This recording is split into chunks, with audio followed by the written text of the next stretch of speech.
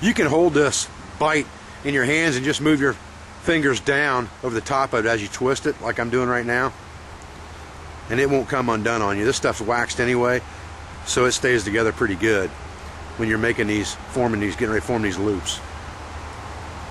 Let's see what we got for a loop now. Remember, we need this loop to be bigger than the other one, and it is. All right, but we need something that's going to slide down the limb of a recurve about 5 inches or 6 inches for brace height. So I'm going to go just a couple of more turns on this thing, not too many more, just a couple more.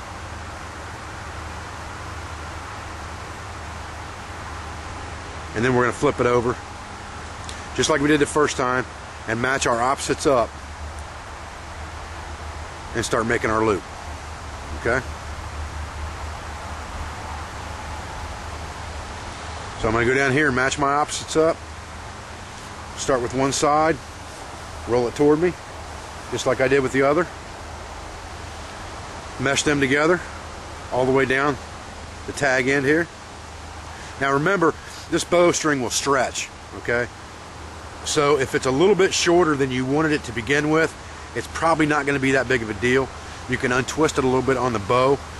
Once you have the Flemish done, you can untwist it a little bit on the bow, and then you can let it stretch out. You're not going to want to shoot a bow after you put a string on it for about 6 or 8 hours. You know, I usually let them sit overnight and let the string stretch, and then readjust my brace height on the bow after my string is stretched out by twisting it up or down to adjust it to the brace height I want, and then you won't have to adjust it anymore after that.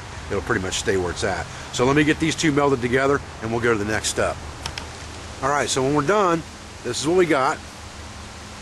You can see the multicolored camouflage, and when I pull against this, you've actually made a self-tightening string, which is why they call it a Flemish string, and it's twisted, and you can twist it around tighter or looser to adjust your brace height. Now before I go to the trouble of serving this string, which is, the serving is where you put the arrow, you knock your arrow, it helps you keep from wearing out your string. I want to measure this because it looks a little short to me.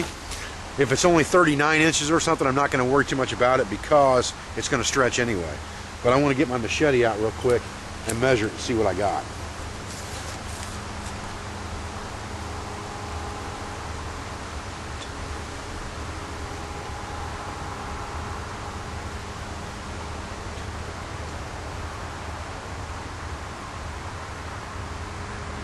Okay, it's actually about 42 inches. That's okay, because we can twist this. This thing's not twisted hardly at all, and we can twist this thing way down. It's a little better to have them just a little bit long than to have them short. We can twist this down just like I'm doing from either end, and you can see that's twisting down, and that'll be perfect on his bow, and it'll look really nice for a camouflage string. Now let's talk about serving this bad boy. Okay, now because I don't have a bow, I have to simulate stretching this string out to put a serving on it. So I've just picked two branches between a fallen tree here, and I just went through and made a very simple half hitch with a toggle on this side to stretch it out. Came around this side with another toggle and just hooked it on the tree by a fork so it won't come undone. And now I can tug on this pretty good and it's not going to move. Now we can serve this string. Okay guys, I got this camera where I think you can see everything real good. Got my serving jig hanging up here on a limb. So what we've got now is, what we're going to do is we want to serve probably that much of the string. Thereabouts in the middle somewhere. So I'm going to start by just laying this string as much as I want hanging out right here. And I'm just going to tag that right there for now. And hold on to it with this finger. And then all I'm going to do is I'm going to start wrapping this up over the top. And I just want to get a few starter wraps to begin with on here. And keep them tight and not overlap them.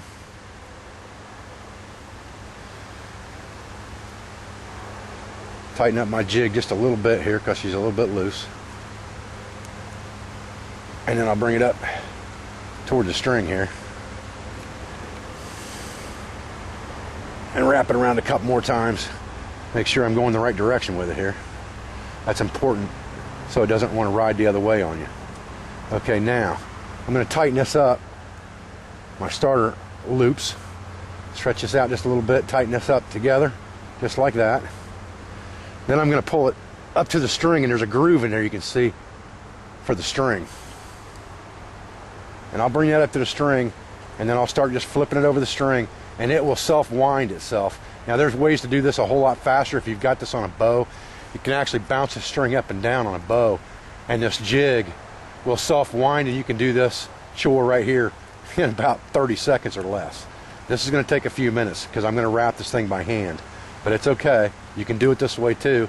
This is a field expedient way to do it in the wild, and you could use this, you know, you don't have to have a jig for this necessarily. You could wrap this just off cordage by hand, and it's not a problem, but you always want to serve a bowstring so that you have an area where you're going to be knocking your arrow and pulling on it with your glove or whatever, that you're not going to be wearing against the string itself that you made.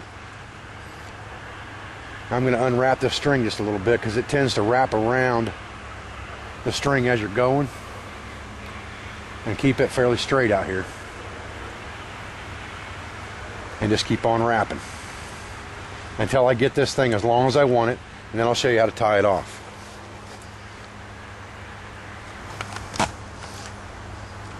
Okay, once you've got that serving 8 or 10 inches long, and that's 2/5 for me, that's plenty long, and it's in the middle of the string, and that's where I want it. So what I'm going to do now is I'm going to take this and I'm going to form a loop right here and just give myself a little bit of a tag, and then I'm going to continue to wrap this a few more times. Now the trick is holding on to this string while you're doing it, but after you wrap it 2 or 3 times you won't have that problem. And I usually take about 8 or 10 more wraps holding that loop in my fingers just like I am right there.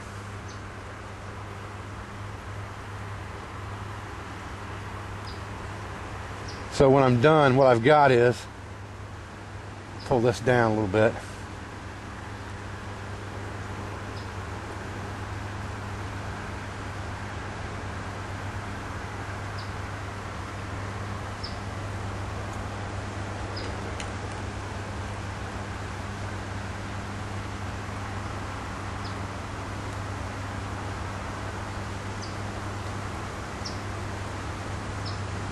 Wound up the wrong way on me there, but that's okay. I'll wind it back up this way by hand and it'll be fine. Okay, so what I've got is I've got the string sticking out down here, and I've got about 8 or 10 wraps over top of it, and I've got a loop right here. So now what I'm going to do is I'm going to take this string here, I'm going to cut it off real quick, but I've got to kind of hold on to it after the fact because I don't want to let it go. I'm just going to hang my jig back up here on this branch for a minute and hold on to this piece of string.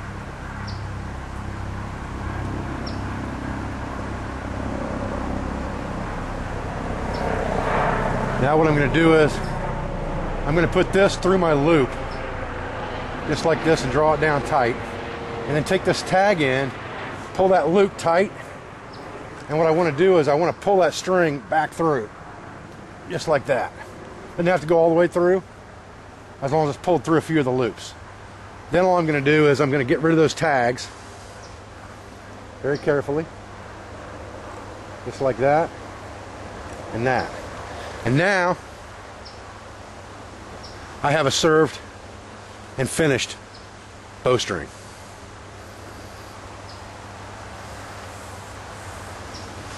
Okay, so I've taken my bowstring off of the tree now, and you can see this is where we served it right here. And that makes it pretty stiff right there where you serve it at. And you can see that it twists all by itself. And when you put your fingers through that and put it on the bow, or simulate a bow, and we stretch it out, you can see that it's a self-tightener. It twists in the opposite directions on both ends so that it keeps it tight all the time. And that's what you want. Like I said, we made this camouflage so you can see kind of what that looks like. I'll put it up close to the camera so you can see it. And this is Ken's bowstring, and I'm just going to fold it down over the serving here, just like this. And if you were going to make an extra bowstring, that's the way you'd carry it, just like that in your bag or your pack or whatever. I usually carry at least one extra bowstring for my bow just in case, whenever I'm out bow hunting, in my quiver. And there you go. That's the way you make a served Flemish bowstring without a jig, off the cuff, in the bush. Well, I hope you guys enjoyed this short segment today on how to make the Flemish bowstring. It's pretty simple. If you got any questions, you can send me an email at wildernessoutfittersarchery@yahoo.com. In the meantime, I appreciate your support. I thank all my fans on Facebook as well as YouTube for the support they've given me over the last almost 2 years. And I'm Dave Canterbury with Wilderness Outfitters Archery, home of the Pathfinder School, and I look forward to continuing these video series for you. Thank you very much. One piece of information I wanted to give you guys real quick. Somebody asked me a question yesterday on the internet. I found it odd that nobody else had ever noticed this before or said anything about it. And maybe people just assumed that I was totally ambidextrous when they saw these videos.